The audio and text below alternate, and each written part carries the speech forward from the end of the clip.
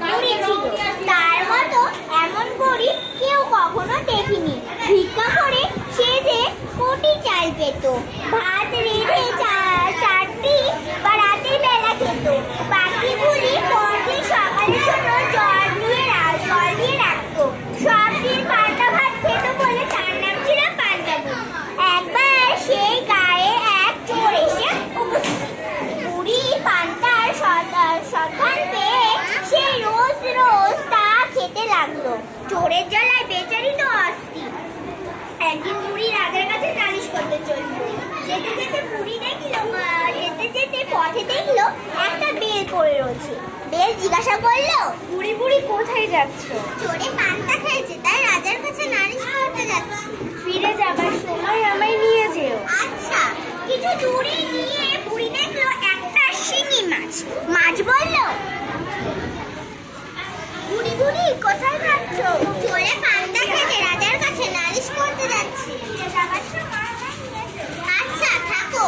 আর কিছু দূর গিয়ে বুড়ি একটা সূচ দেখতে পেল। সূচ বলল, বুড়ি বুড়ি কোথায় যাচ্ছ? চোরে পান্তা খেতে রাজার কাছে নালিশ করতে যাচ্ছি। ফিরে যাবার সময় আমায় নিয়ে যেও। আচ্ছা বেশ।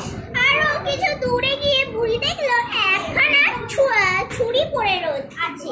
ছুরি জিজ্ঞাসা করলো, বুড়ি বুড়ি কোথায় যাচ্ছ? এতক্ষণ বুড়ি বেশ সহজভাবেই জবাব দিচ্ছিল। আমি তার মাথা গরমে উঠলো। ছুরির কথার উত্তরে সে বিরক্ত হয়ে বলল, যেটাই যাই না তোর তাতে কি? রাগ করো কেন? একটা কথা শোনো, ফিরে যাওয়ার সময় আমায় নিয়ে যেও। আচ্ছা আচ্ছা, সে তখন হবে। শেষে রাজবাড়ির কাছাকাছি গিয়ে বুড়ি দেখলো পথের ধারে একটা কুমির পড়ে রয়েছে। কুমির বলল, বুড়ি বুড়ি কোথায় যাচ্ছ? বুড়ির মেজাজ তখন আরো গরম। বলল, তোর কি, যেথায় খুশি যাচ্ছি, জমের বাড়ি যাচ্ছি, তুই যাবি?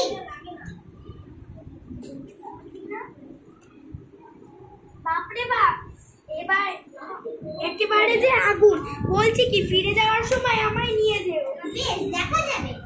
এরপর বুড়ি যখন রাজবাড়িতে পৌঁছলো তখন বেলা প্রায় শেষ হয়েছে। যেদিন রাজা গিয়েছিলেন শিকারে, কাজেই বুড়ির আর নালিশ করা হলো না।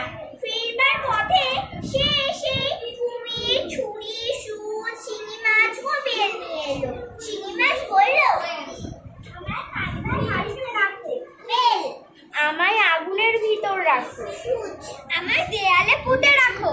ছুরি আমায় কানের ঘাসে গুঁজে রাখো। কুমির আমায় ঘাটে বেঁধে রাখো। যার যেমন ইচ্ছা তাকে সেইভাবে রেখে বুড়ি